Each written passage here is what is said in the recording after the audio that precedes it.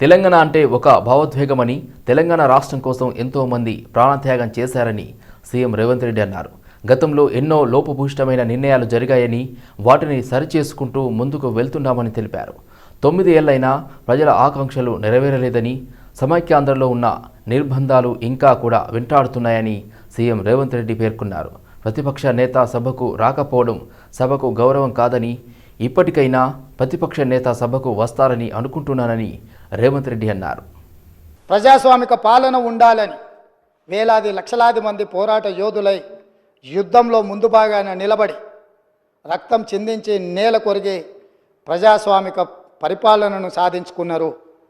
ఆ కోవలో భాగంగానే తెలంగాణ రాష్ట్రం నిజాంలకు రజాకర్లకు వ్యతిరేకంగా నిటారుగా నిలబడి కొట్లాడి విముక్తి పొందినరు.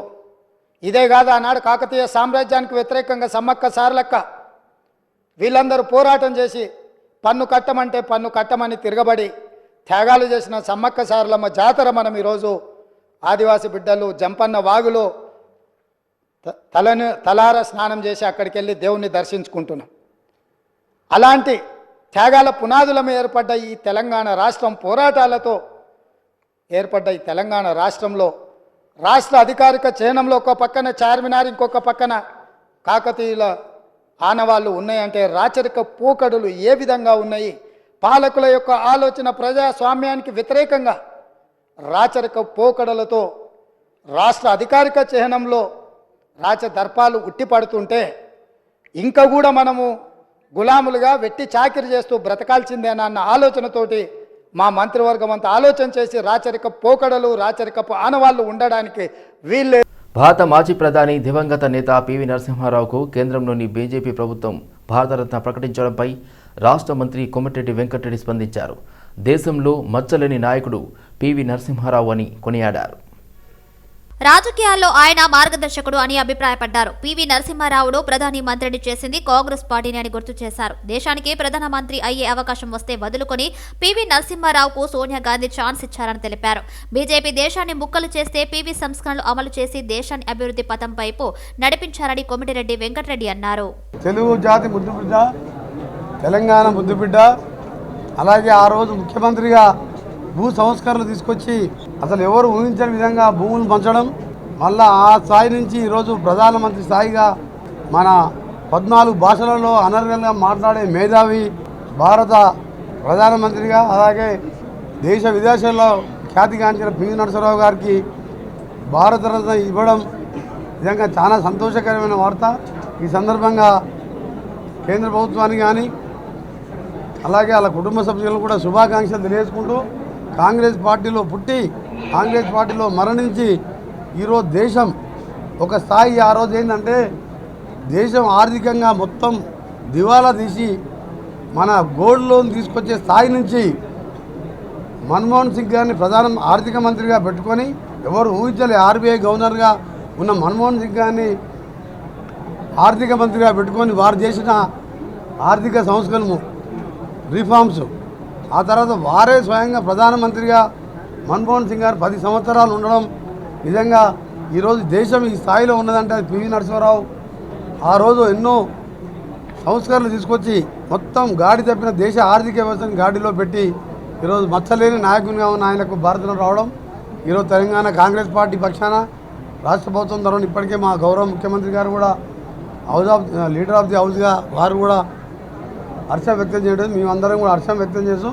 ఇలా కాంగ్రెస్ పార్టీ శ్రేణులకు కానీ నూతనంగా రాజకీయాల్లో ప్రవేశించే వారికి అందరూ కూడా ఆయన మార్గదర్శకంగా తీసుకొని పనిచేయాలని మరొకసారి పివి నరసింహారావు కుటుంబ సభ్యులకు రాష్ట్ర మంత్రివర్గం తప్పున అందరికీ కూడా శుభాకాంక్షలు.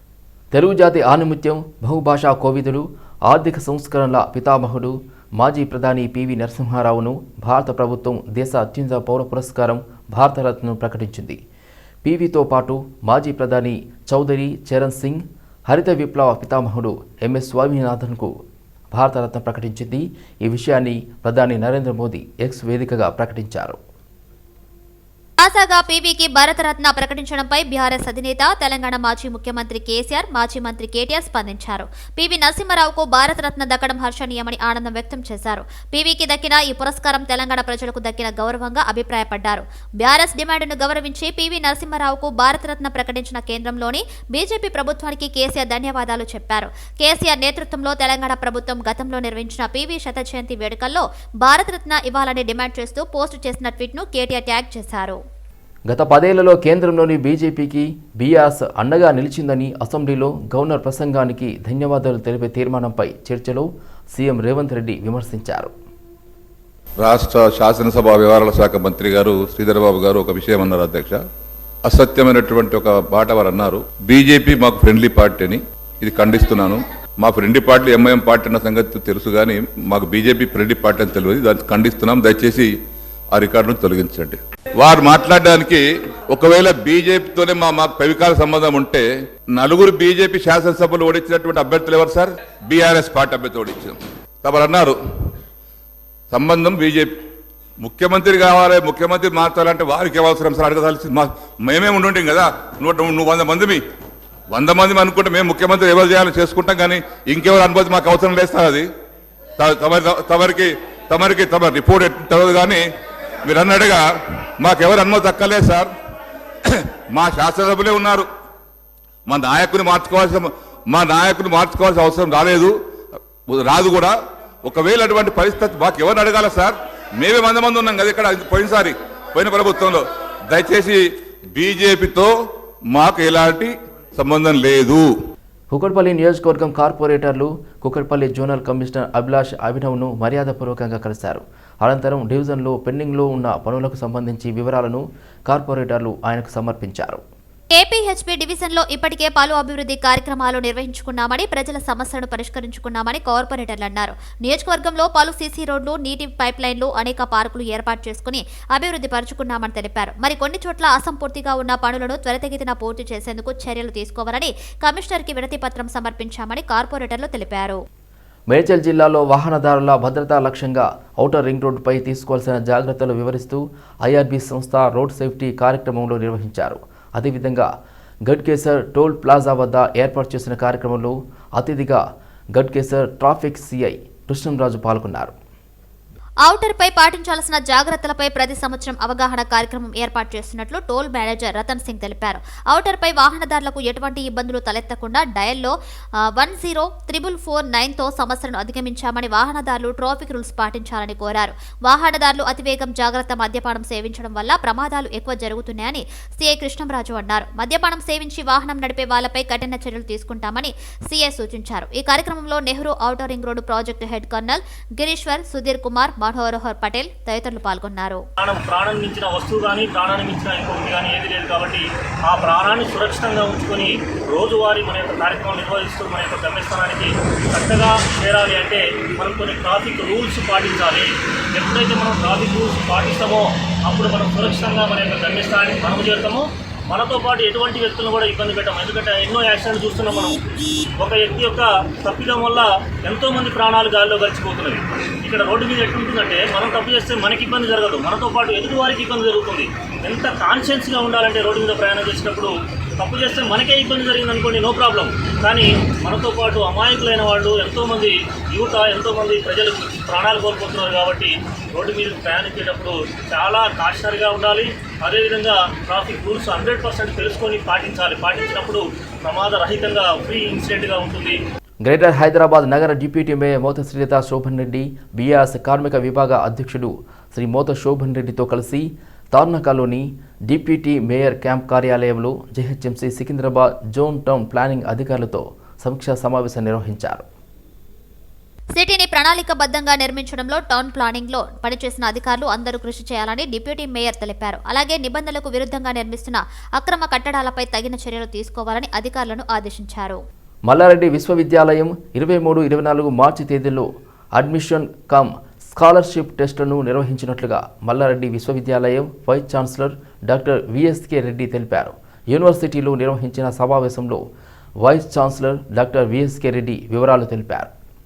రెడ్డి విద్యార్థులకు 5 కోట్లు విశ్వవిద్యాలయం ఉన్నత స్థాయి విద్యలో విజయం సాధించగల సామర్థ్యం ఉన్న ప్రతిభ గల యువకుల కోసం విశ్వవిద్యాలయం వెతుకుబోతుందన్నారు. ఈ నెల 22 మార్చి 2024 వరకు ఆన్లైన్లో దరఖాస్తు చేసుకోవాలని కోరారు. ఈ ప్రవేశ పరీక్ష భారతదేశంలోని అన్ని రాష్ట్ర బోర్డులు, సెంట్రల్ బోర్డు, ఇతర గుర్తింపు పొందిన సంస్థల విద్యార్థులు, అంతర్జాతీయ విద్యార్థులు అర్హులన్నారు. మల్లారెడ్డి విశ్వవిద్యాలయంలో వృత్తిపరమైన నైపుణ్యంతో పాటు సంస్కృతి, నైతికత కలిగిన సాధికారత గల యువతలకు ఉన్నత విద్యను అందించి సమర్థులైన విద్యార్థులను ప్రపంచానికి అందించడమే మా లక్ష్యమన్నారు. March 23rd, 24th MRU CET అంటే Malla Reddy university entrance test examination ఉంటుంది. దానికి మార్చ్ 22nd వరకు అప్లై చేసుకోవచ్చు. మార్చ్ 24 అంటే మార్చ్ 2020లో మనకు స్టార్ట్ అయింది యూనివర్సిటీ. ఇప్పుడు ఎవ్రీ టైం కూడా మనకి స్కాలర్షిప్స్ కానీ, న్యూ ఎడ్యుకేషన్ పాలసీ గురించి కానీ, లేకపోతే ప్లేస్మెంట్స్ కానీ, ట్రైనింగ్స్ కానీ, Cambridge university language communication skills కానీ, కరికులం డిజైన్ కానీ, లేటెస్ట్ మనకి జాబ్ రిక్వైర్మెంట్స్ కానీ, ఇండస్ట్రీ రిలేటెడ్ కానీ, వీటన్నిటి కోసం కూడా ప్రతి ఒక్కటి కూడా మనం 4 years ఆ విధంగా మా ప్రొఫెసర్స్ అందరూ డిజైన్ చేసి నేషనల్ వైడ్ కానీ, ఇంటర్నేషనల్ వైడ్ కానీ ఉన్న కరికులం కానీ, వాళ్ళ ట్రైనింగ్స్ ఎలా ఉన్నాయి, తర్వాత వాళ్ళు ఈ ఎంఓయూస్ ఎలా ఉన్నాయి, ఆ విధంగా మేము ట్రైనింగ్ చేసుకుంటూ ఇవాళ 2024 అడ్మిషన్స్కి March 23rd, 24th MRU SET conduct చేయడం జరుగుతుంది. దాన్ని బేస్ చేసుకొని మనం అడ్మిషన్స్ ఫిల్ చేసి ఆగస్ట్ 1st అంతా యూనివర్సిటీ స్టార్ట్ చేస్తాం ఈసారి. లోక్సభ ఎన్నికల్లో ఎంపీ ధర్మపురి అరవింద్కు టికెట్ ఇవ్వొద్దని నాంపల్లిలోని బీజేపీ రాష్ట్ర కార్యాలయం ముందు జగిత్యాల బీజేపీ నాయకులు, కార్యకర్తలు ఆందోళనకు దిగారు. వీరిలో సతీష్ అనే కార్యకర్త పెట్రోల్ పోసుకుని ఆత్మహత్యకు యత్నించడం కలకలం రేపింది. నిజామాబాద్ పార్లమెంటు స్థానం నుంచి ఈసారి అరవింద్కు టికెట్ ఇవ్వొద్దని కార్యకర్తలు డిమాండ్ చేశారు. వి వాంట్ జస్టిస్, అహంకార అరవింద్ మాకొద్దు, అరవింద్ డౌన్ డౌన్, అరవింద్కి హటావో, బీజేపీ బచావో అంటూ మెడలు, దండలు, ప్లకార్డులు ప్రదర్శిస్తూ కార్యకర్తలు ఆందోళన చేశారు. ఎంపీగా గెలిచిన అరవింద్ పార్టీ కార్యకర్తలకు అన్యాయం చేస్తున్నాడని ఆరోపించారు. గత 30 ఏళ్లుగా పార్టీ కోసం పనిచేస్తున్న నాయకులను పట్టించుకోవడం లేదని ఆవేదన వ్యక్తం చేశారు. ఈసారి అరవింద్కు టికెట్ ఇస్తే ఓడిస్తామని కార్యకర్తలు స్పష్టం చేశారు. గోదాముల సామర్థ్యాన్ని పెంచే విషయంలో కరీంనగర్ జిల్లా భీమరావుపేట సింగిల్ విండోను మాత్రమే ఎంపిక చేశారని, ఇంకా ఏమైనా ప్రతిపాదనలు, ప్రణాళికలు ఉన్నాయా అన్న రాజ్యసభలో వద్దిరాజు రవిచంద్ర అనుబంధ ప్రశ్నలకు కేంద్ర వాణిజ్య, ఆహార, ప్రజా పంపిణీ శాఖల మంత్రి సాధ్వి నిరంజన్ జ్యోతి బదులిచ్చారు. గంభీరావుపేటను ప్రయోగాత్మకంగా తీసుకున్నామని, ఇంకా అవసరమైన చోట పబ్లిక్ ప్రైవేట్ ప్రాపర్టీషిప్లు చేపడతామని ఆమె చెప్పారు. एकत्रीकरण में, भंडारण में कोई कमी नहीं है. कुल गोदाम यदि वो जानना चाहेंगे तो कुल गोदाम 43,000 भारतीय खाद्य निगम के, 11 किराए पर 36, राज्य के पास सभी कल्याणकारी योजनाओं के लिए 4 माह के खाद्यान्न आवंटन 4,24,000 टन सापेक्ष 1 साल का पर्याप्त अधिक भंडारण क्षमता है. यदि राज्य सरकार भंडारण क्षमता यदि कोई प्राइवेट लगाना चाहे तो लगा सकता है, उसमें केंद्र का रोल नहीं है. Second supplementary Shri Ravichandra Vaddiraju. MLC Kalvakuntla Kavitha తన స్వార్థ రాజకీయ ప్రయోజనాల కోసమే అసెంబ్లీలో జ్యోతిరావు పూలే విగ్రహం పెట్టాలని డిమాండ్ చేస్తుందని తెలంగాణ ఉద్యమకారుల సమైక్య మండిపడింది. హైదరాబాద్ బషీర్బాగ్ ప్రెస్ క్లబ్లో నిర్వహించిన సమావేశంలో సమైక్య కన్వీనర్ కరుణాకర్ దేశాయ్ మాట్లాడుతూ బీఆర్ఎస్ అధికారంలో ఉన్నప్పుడు గుర్తుకు రాని పూలే ఇప్పుడు గుర్తుకు వచ్చారా అని ప్రశ్నించారు. ఎన్నికల్లో ఓడిపోయిన తర్వాత బీసీ నినాదంతో కవిత కొత్త నాటకానికి తెరతీసిందని విమర్శించారు. బీఆర్ఎస్ అధికారంలో ఉన్నప్పుడు ధర్నా చౌక్ను ఎత్తివేసి చరిత్ర ఉందని, ఇప్పుడు అదే ధర్నా చౌక్లో పూలే విగ్రహం కోసం కవిత ధర్నా చేయడం ఆమె అవకాశం రాజకీయానికి అద్దం పడుతుందన్నారు. ధర్నా చౌక్ను ఎత్తివేసినందుకు బీఆర్ఎస్ పార్టీ తరపున తెలంగాణ సమాజానికి క్షమాపణ చెప్పాలని డిమాండ్ చేశారు. రాష్ట్ర ప్రభుత్వం కూడా ఈ నెల 12న ధర్నా చౌక్లో కవిత తలపెట్టిన కార్యక్రమానికి అనుమతి ఇవ్వొద్దని కోరారు. ఒకవేళ ప్రభుత్వం అనుమతి ఇస్తే వేలాది మంది ఉద్యమకారులతో చలో ధర్నా చౌక్కు పిలుపునిచ్చి కవిత ధర్నాను అడ్డుకుంటామని హెచ్చరించారు. అన్నీ కలిసి తెలంగాణ ఉద్యమ సమాఖ్య అనే ఒక నామకరణం చేసుకొని తెలంగాణ ఉద్యమకారులకు, తెలంగాణ ఉద్యమ ఆకాంక్షలకు మోసం చేసిన కేసీఆర్ కుటుంబము ఓడిపోయిన తర్వాత ధర్నా చౌకును ఎత్తేసి ధర్నాను నిషేధించిన మరి కవిత కుటుంబము ఈరోజు కవిత ఏదో రకంగా ప్రజల్లోకి రావాలని జ్యోతిరావు పూలే విగ్రహం అసెంబ్లీలో పెట్టాలని ఒక దొంగ నాటకంతో దీక్ష 12వ తారీఖు చేయాలని తలపెట్టింది. మేము ఆమెను ఒకటే డిమాండ్ చేస్తున్నాము, మీకు ధర్నా చౌక్ వద్ద ధర్నా చేసే హక్కు లేదు, అసలు తెలంగాణలో ఉండే హక్కే లేదు, నీకు ధర్నా చేసే హక్కు ఎవరిచ్చిర్రు? మరి ఎట్టి పరిస్థితుల్లో కూడా మరి ఒకవేళ ధర్నా చేయదలుచుకుంటే మేము చేసిన పొరపాటుకు పొరపాటు అయింది అని అమరవీరుల స్తూపం వద్దకు వచ్చి ముక్కు నేలకు రాసి మరి మేము ఈ ధర్నా చౌకను ఎత్తేసి నిషేధించడం తప్పైందని చెప్పి ధర్నాకు పర్మిషన్ అడగాలి. చేస్తున్నాం. 10 సంవత్సరాలు అధికారంలో ఉన్నప్పుడు కవిత గారికి పూలే విగ్రహం గుర్తుకు రాలేదు. అధికారంలో ఉన్నప్పుడు ధర్నా చౌకను ఎత్తేసి అదే ధర్నా చౌక దగ్గర ఈరోజు ధర్నా చేస్తారంటే ఆశ్చర్యపోతాం. ఈరోజు కవిత గారికి ఒకటే విజ్ఞప్తి చేస్తున్నాం, అమ్మ నీకు పూలే గారి పేరు ఎత్తే అర్హత లేదు. ఎందుకంటే నీకు అధికారం పోగానే పూలే గుర్తుకొస్తారు, మహిళలు గుర్తుకొస్తారు, తెలంగాణ సమాజం గుర్తుకొస్తుంది, ఉద్యమకారులు గుర్తొస్తారు. మీకు అధికారం ఉన్నప్పుడు తెలంగాణ ఉద్యమకారులు గుర్తుకు రారు, సామాజిక న్యాయం గుర్తుకు రాదు, తెలంగాణ ప్రజలు గుర్తుకు రారు. మీకు అధికారం పోగానే ఈ కపట నాటకాలు ఆడితే ఎవరు నమ్మరు. మీ అయ్య తెలంగాణ అని చెప్పి తెలంగాణ ప్రజల్ని మోసం చేసి అధికారం వచ్చి 10 సంవత్సరాలు మీ ఇష్టారాజ్యంగా రాజరిక వ్యవస్థలాగా కనీసం సీఎం ప్రజలను కూడా కలవకుండా పరిపాలించి ఈరోజు ఓడిపోగానే పూలే అని నాటకం ఆడుతున్నావు. మీ నాటకాలు ఇమీడియట్ బంద్ చేసుకోవాలి. ఆ నాటకాలు బంద్ చేయకుండా పూలే అని మరొకసారి మాట్లాడితే మాత్రం మహిళలతోనే కవిత గారికి బుద్ధి చెప్తాం. రేపు ధర్నా చౌక్కి వేలాది మంది ఉద్యమకారులతో కూడా ముట్టడిస్తాం. ఈ యొక్క నాటకాలను కూడా రాష్ట్ర ప్రభుత్వం గమనించి పర్మిషన్ ఇవ్వద్దని ఆపాలని ఈ సందర్భంగా విజ్ఞప్తి చేస్తున్నాం. ఉస్మానియా యూనివర్సిటీలోని ఫ్యాకల్టీ క్లబ్లో తెలంగాణ రాష్ట్ర మాల దాసరి కార్యవర్గ సమావేశం ఈరోజు నిర్వహించారు. ఈ సందర్భంగా తెలంగాణ రాష్ట్ర మాల దాసరి కుల సంక్షేమ సంఘం కమిటీని ఎన్నుకున్నారు. కమిటీ అధ్యక్షునిగా మల్లు ప్రసాద్, ప్రధాన కార్యదర్శిగా అరవింద్ కుమార్, కార్యనిర్వాహక అధ్యక్షునిగా హేమసుందర్, కోశాధికారిగా ప్రవీణ్ కుమార్, సాంస్కృతిక కార్యదర్శిగా తమటం రఘునందన్, అదేవిధంగా గౌరవ సలహాదారులుగా డాక్టర్ ప్రొఫెసర్ చెన్నప్పను ఎన్నుకున్నారు. ప్రధానమంత్రి పల్లెకు పోదాం పదండి కార్యక్రమాన్ని బిఎన్ రెడ్డి నగర్ డివిజన్ పరిధిలోని విజయపూరి కాలనీ ఫేజ్ 2లో నిర్వహించిన కార్యక్రమంలో BN Reddy Nagar division GHMC corporator Muddu Lachireddy, party రాష్ట్ర కార్యవర్గ సభ్యులు వనపల్లి శ్రీనివాసరెడ్డి, పార్టీ డివిజన్ అధ్యక్షులు కొత్తం నవకిషోర్ రెడ్డిలు పాల్గొనడం జరిగింది. ఈ సందర్భంగా కార్పొరేటర్ కాలనీలోని ఇంటింటికి తిరిగి మోడీ గ్యారంటీ, జాతీయ స్థాయి విజయాలు, రాష్ట్ర స్థాయి విజయాలు కరపత్రాన్ని అందజేస్తూ ప్రజలతో మాట్లాడుతూ వారి సమస్యలను అడిగి తెలుసుకున్నారు. కేంద్ర ప్రభుత్వం పేద ప్రజల కోసం తీసుకొచ్చిన పథకాలు వారికి వివరంగా చెప్పడం జరిగింది. మరియు అందరికీ మన ప్రభుత్వం యొక్క కార్యక్రమాలు నరేంద్ర మోదీ పాలన గురించి చెప్పాలని కోరారు. ఈ కార్యక్రమంలో party division working president Vishnuvardhan Rao, party senior నాయకులు గురం శ్రీనివాసరెడ్డి, భూపాల్ రెడ్డి, శంకరయ్య గౌడ్, చేనేత మోర్చా కన్వీనర్ రఘురామ్ నేత, అదేవిధంగా జిల్లా అధికార ప్రతినిధి శరత్ కుమార్, డివిజన్ ఉపాధ్యక్షుడు మెట్టుపల్లి సంతోష్ రెడ్డి, చందు, విహెచ్పి ప్రాంత సంచారక్ శ్రీనివాస్ శర్మ, పార్టీ నాయకులు శ్రీనివాసరావు, రవిశంకర్, మధుసూదన్ రెడ్డి, సుధీర్, కామేష్, విజయ్, కిషోర్, సురేష్ కుమార్, గౌరీ శంకర్, ప్రేమ్, మురళి, లక్ష్మణ్, శశి మరియు తదితరులు పాల్గొన్నారు. అల్కాపురిలోని ఓవెల్స్ కాన్వెంట్ స్కూల్ స్పోర్ట్స్ డే వేడుకలు శుక్రవారం సరూర్ నగర్ ఇండోర్ స్టేడియంలో ఎంతో కనుల పండుగగా జరిగాయి. ఈ వేడుకలకు జేఎన్టీయు ఫిజికల్ ఎడ్యుకేషన్ మాజీ డైరెక్టర్ ప్రొఫెసర్ గోపీకృష్ణ, రంగారెడ్డి జిల్లా district youth and sports officer Errabelli Venkateswararao పాల్గొని వేడుకలను ప్రారంభించారు. అనంతరం క్రీడల్లో గెలుపొందిన వారికి బహుమతులు, అకాడమీలో ఉత్తీర్ణులైన వారికి సర్టిఫికెట్లు అందజేయడం జరిగింది. ఈ సందర్భంగా స్కూల్ నిర్వాహకులు మాట్లాడుతూ గత 22 సంవత్సరాలుగా ఈ విధంగానే స్పోర్ట్స్ డే వేడుకలు ఘనంగా నిర్వహిస్తామని అన్నారు. ఈ స్పోర్ట్స్ డే వల్ల పిల్లల్లో చదువుతో పాటు క్రీడల పట్ల ఆసక్తి మెరుగుపడుతుందని అన్నారు. ఈ వేడుకల్లో దాదాపుగా 200 మంది విద్యార్థులు పాల్గొన్నారని తెలిపారు. పిల్లలను స్కూల్ యాజమాన్యం వారి కుటుంబ సభ్యుల్లాగా ఆప్యాయతగా జాగ్రత్తగా చూసుకుంటుందని, విద్యార్థులకు చక్కటి విద్యను అందిస్తుందని విద్యార్థుల తల్లిదండ్రులు స్పందించారు. ఈ కార్యక్రమంలో ప్రిన్సిపల్ వై రాధిక, టీచర్లు, సిబ్బంది, విద్యార్థుల తల్లిదండ్రులు పెద్ద ఎత్తున పాల్గొన్నారు.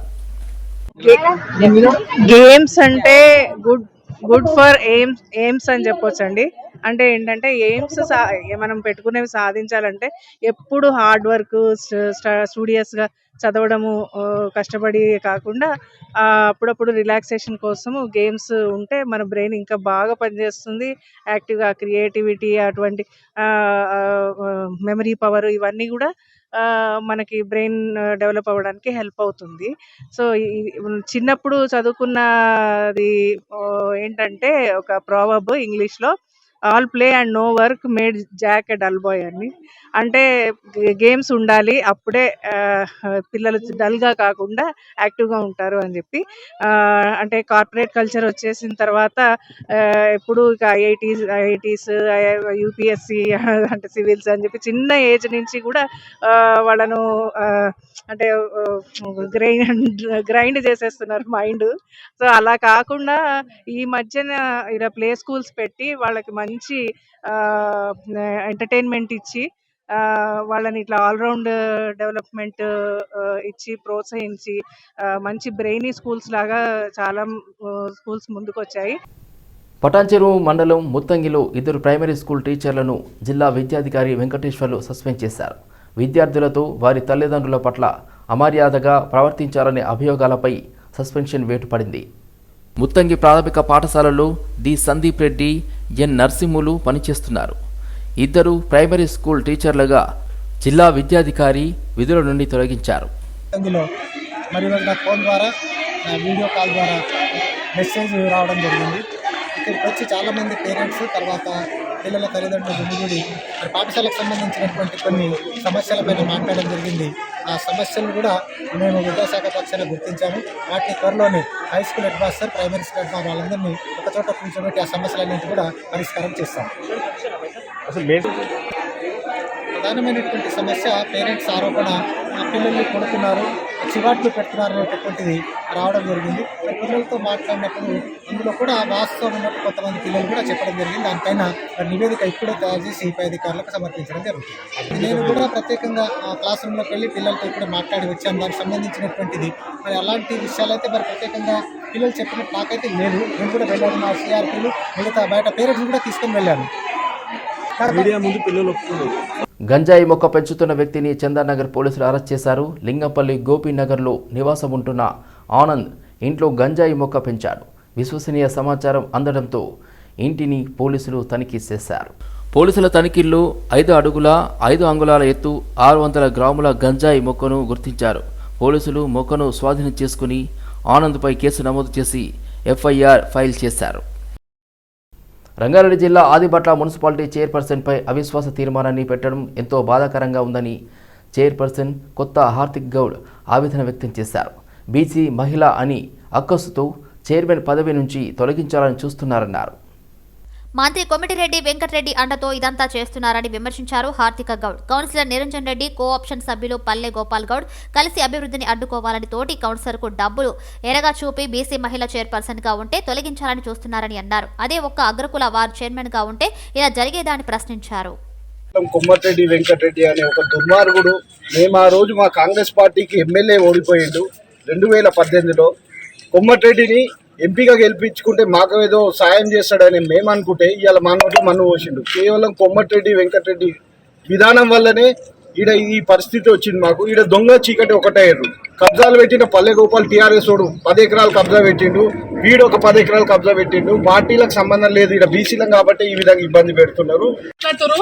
ఒక్క రోజైనా మీటింగ్ వచ్చిన మొక్కలు అభివృద్ధి అని మాట్లాడుతున్నారు. వాళ్ళు ఒకటయ్యారు, అందరితో కబ్జాలు చేసే వాళ్ళతో ఒకటయ్యి ఏనాడన్నా అది ప్రతిపక్షాలు ఉన్నాడు. ప్రతిపక్షాలు నుండి ఎన్నడన్నా ఎవరికన్నా ఒక అధికారికంగా ఏదైనా కంప్లైంట్ ఇచ్చిండా?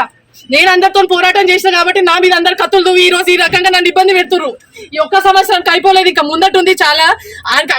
ఎమ్మెల్యే టికెట్ ఆయనకే కావాలి. ఎమ్మెల్యేగా ఎంత ఇబ్బంది పెట్టిన టికెట్ విషయంలో కూడా మీ అందరికీ తెలిసిందే.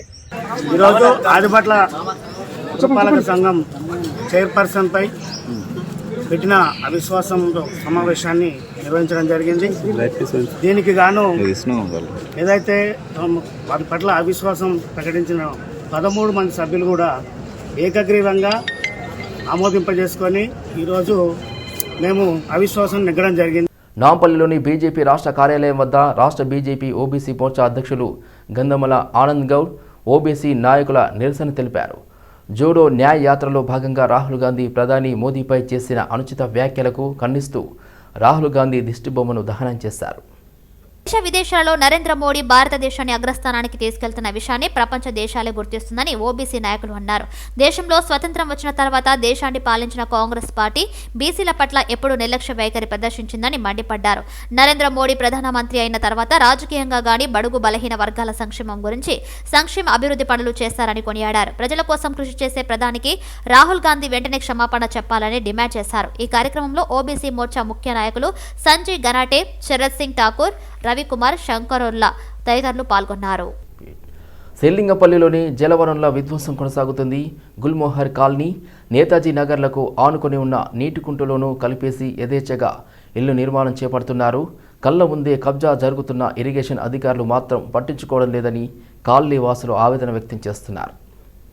మహానగరంలో ప్రజలకు నిత్యం ఉపయోగపడే నీటి కుంటలను కబ్జాదారులు క్రమంగా కనుమరుగు చేస్తున్నారు. డబ్బుల ఆశతో కనబడిన నీటి కుంటలోను ఖాళీ చేసే వాటిపై పెద్ద పెద్ద నిర్మాణాలు చేపడుతున్నారు. అయితే కబ్జాదారులపై కఠిన చర్యలు తీసుకోవాల్సిన ఇరిగేషన్ అధికారులు కాస్ట్లకు కక్కుర్తిపడి అటువైపు వెళ్లడం లేదు. మరోవైపు రెవెన్యూ అధికారులు ప్రభుత్వ స్థలం అంటూ బోర్డు పెట్టి చేతులు దులుపుతున్నారు. ప్రభుత్వ స్థలాలు కబ్జా వారికి అన్ని శాఖల అధికారులు సాగిలపడి సహకరిస్తున్నారని కాలనీ వాసులు ఆగ్రహం వ్యక్తం చేస్తున్నారు. ప్రభుత్వం ఇప్పటికైనా కబ్జాలపై చర్యలు చేపట్టాలని డిమాండ్ చేస్తున్నారు. సంగారెడ్డి జిల్లా పటాన్చెరు పట్టణంలోని ఎంఆర్ఓ కార్యాలయం ముందు తెలంగాణ డ్రైవర్ల యూనియన్ ఆధ్వర్యంలో ధర్నా నిర్వహించారు.